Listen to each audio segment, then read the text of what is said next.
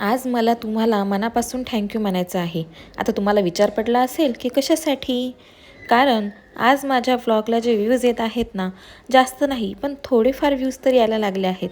ते पण ना तुमच्याच सपोर्टमुळे. मी जेव्हा व्लॉगिंग करायचं ठरवलं ना, तेव्हा माझ्या मनात खूप भीती होती की मी करू शकणार का? किंवा शेवटपर्यंत टिकणार का? की मध्येच हार मानणार? पण असं म्हणतात ना की सब्र का फल मीठा होता है. कारण मी यूट्यूबवर गेल्या 6 महिन्यापासून मेहनत करत आहे आणि इंस्टाग्रामवर तर मी आता सुरुवात केलेली होती.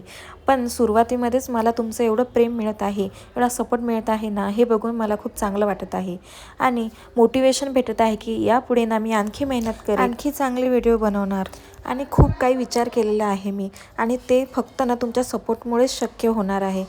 म्हणून तुमच्या सपोर्टची मला गरज आहे. तर माझे व्हिडिओ तुम्हाला आवडत असणार ना, तर नक्की फॉलो करा. तर चला तुमच्यासोबत आता डेली रुटीन शेअर करते. आता सकाळपासूनचे कामं तर हेच असतात, आंघोळी वगैरे तेच असतं. मग आज मी नवीन विचार केला की म्हटलं चला आज डुग्गूचे पप्पा पण घरी नव्हते, आम्ही दोघंच होतो. तर मी ब्लिंकिटवरून ना हे डोसा बॅटर आणि हे किवी डुग्गूसाठी ऑर्डर केल्या होत्या.